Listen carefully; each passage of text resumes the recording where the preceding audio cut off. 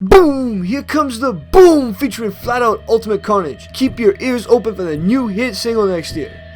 We are playing some Flatout today, and what a game it is. Racing, carnage, chaos, destruction, and stunts. Let's get ready to rock today. To me, this is one of the best crashing racing games there are. I can say with confidence that this game is a lot better than Burnout. Although Burnout Paradise might seem like the best crash and do work games out there, Flatout Ultimate Carnage does give it a solid challenge. I like the unique approach that was taken towards the circuits. It is a little slow going at first as the cars do not have that much power, but over time when certain upgrades kick in and money starts flowing, so do the hit. I find the challenges to get in first place fun.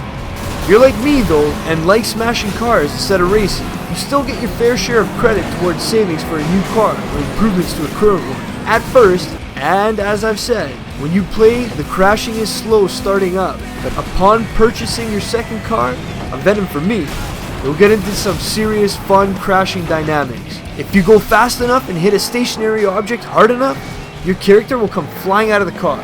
Yes, you lose time and maybe your place in the race, but the more time you're in the air, the more turbo you get. Unlike Burnout, the game strives on continuous hits. In Burnout, you hit a car once and you're able to send it flying.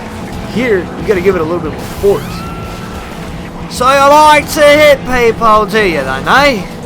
Well, with Flatout, you're going to need a better reason to send someone on their way. Hits are decent when racing throughout on straightaways, but coming up on a turn serves the best opportunities to deal a lot of damage. Nitro is available and refills every successful hit or jump that is performed. Nitro adds to that sweet satisfaction when coming into contact with another car. The animation and feeling they have created when coming into a collision, especially when holding down the Nitro button, was done absolutely right. One-player racing modes do not feel like a grind, and the thought of boredom doesn't dare to prod its head. You can compete in any class you want whenever you want, and there are 3 classes of cars. Depending on where you want to start is up to you, but I like to start at the bottom and work my way at the top. The AI is also a dangerous threat at any time in this game. I thought I was crazy, but some of these buggers will go off course and then come flying back off into the jump. They all feel different. They all feel like they want to race. Come on, I want to race. I want to win. They do, of course, too, and they want to hit you. The AI is good, and it doesn't feel like the player is being cornered or targeted all the time. A great addition to the game was the mini-games section, which includes derbies, launch your guy out of the car into bowling pins, launch your guy into a soccer net, you know, the regular stuff you see in the newspaper saying that video games take it too far. The mini-games add a great depth to the game and offer an alternative to the racing. Absolutely nailed it here. The graphics are appropriate for a racing game.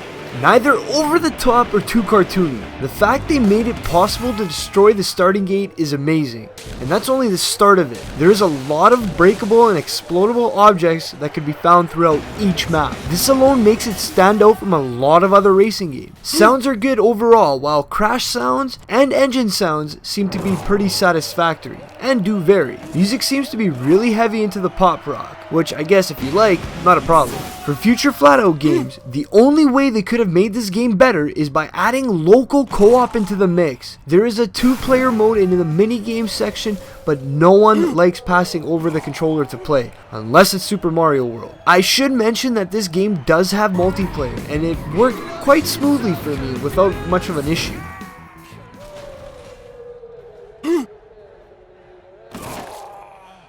I really do enjoy this game. I mean, any game you put more than 10 hours into, you know, more than 20, especially close to 30, it's unbelievable. The variety of activities that are in here, the variety of races. I mean, you could throw your guy through a dartboard, for goodness sake. In some of the clips I have right now that's being shown, you know, you're racing through, you're about to throw your guy for a field goal, you know what I mean? It's pretty cool to see what they thought of. And, you know, the dynamic body effects of, you know, you're going to see here, the player's going to fall in a few seconds here. You know, everything, it seems like a lot of detail was put into the game, which is wonderful. And what I like to see about video games is they like to diverse, they like to explore a little bit. And this, it seems like Flatout wanted to do that, and it did, and it's successful in what it did. You know, there's Destruction Derby mode that's going on right now that you're seeing on the screen. I mean, there's so many modes, it's wonderful. It's great. You know, there's power-ups that you can pick up that help improve the gaming experience. And if you really want a well-rounded game with a lot of fun, Flatout it is. Unfortunately, there's no local co-op, but you have a complete game here.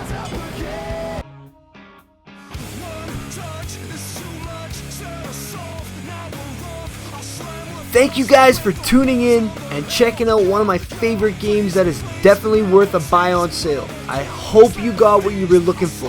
Alright? Take care, rock out, and keep on rocking on.